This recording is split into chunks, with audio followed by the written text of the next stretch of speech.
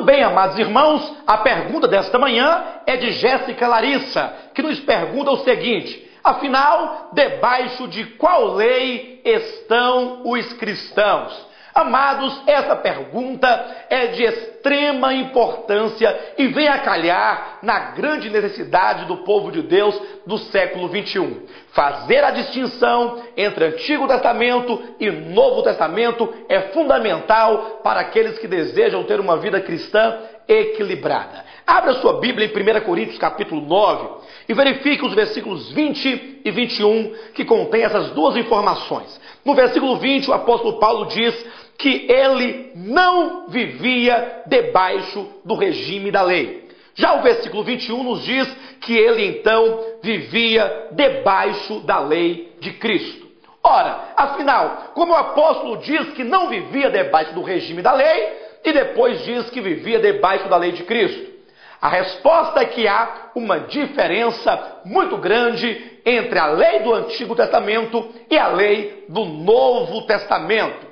É preciso que nossos olhos compreendam claramente essa distinção para que possamos ter um viver aprovado por Deus de acordo com a sua vontade. Tome nota de algumas informações que certamente nos ajudarão a compreender a distinção da lei do Antigo para a lei de Cristo no Novo Testamento. A Bíblia diz em Êxodo 31:18 que a lei do Antigo Testamento era uma lei exterior, escrita em tábuas de pedras. É por isso também que em 2 Coríntios capítulo 3, versículo 7, diz que essa era uma lei fora do homem, escrita em tábuas de pedra. Era uma lei exterior, que tratava de coisas exteriores.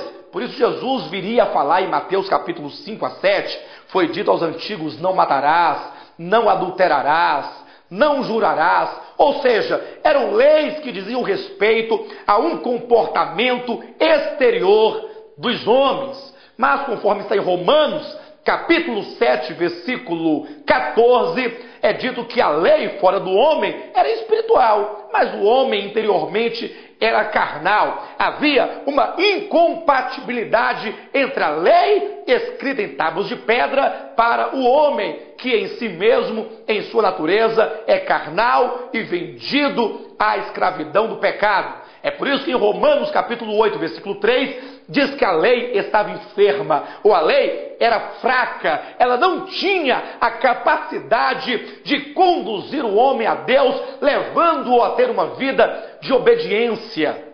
Isso também é confirmado em Gálatas 3:21, quando diz que a lei não podia dar vida ao homem, e também é dito em Hebreus 7:19 que a lei nada aperfeiçoou. Então, nesse sentido, é que o apóstolo Paulo diz em 2 Coríntios capítulo 3, versículos 7, 8, 9 e 10, dizendo que a lei, então, ela tinha apenas um ministério da condenação, o ministério da morte. Ou seja, a lei não tinha condições de transformar o homem, senão apenas de condená-lo e de fazê-lo réu para a condenação da morte eterna, até que viesse o descendente, que é Cristo, cheio de graça e cheio de misericórdia, que nos salva pelo seu sacrifício na cruz do Calvário.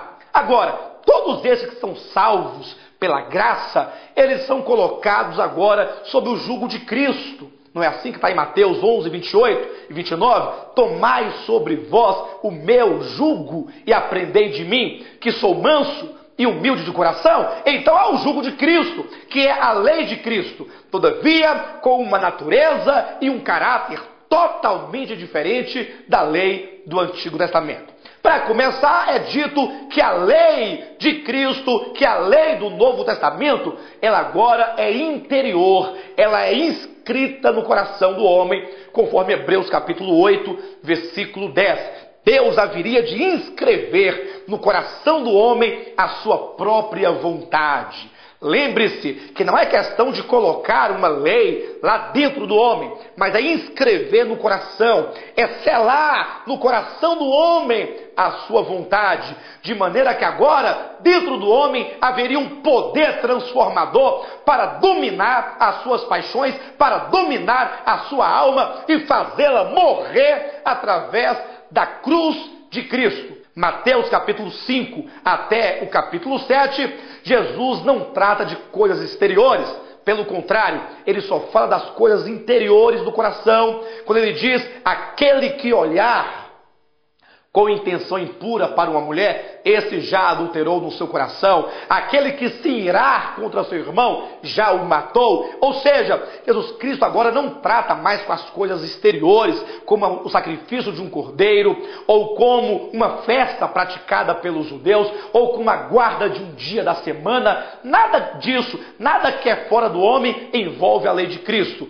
Mas o Senhor trata com o coração, buscando a transformação da alma do homem com uma lei espiritual. É por isso que lá no livro de Romanos, capítulo 8, versículo 2, nos diz que o Senhor nos deu a lei do Espírito de vida. A lei de Cristo, na verdade, é a vontade de Deus que é implantada no coração do homem pelo habitar do Espírito de Deus, que agora habita todos aqueles que creem. Não precisamos mais de andar debaixo do jugo da antiga aliança ou debaixo das ameaças da antiga aliança. Podemos agora andar pelo Espírito. Por isso o apóstolo Paulo diz, andai no Espírito e jamais satisfareis a concupiscência da carne. E é dito que o fruto do Espírito é amor, alegria, paz, longanimidade, benignidade, mansidão,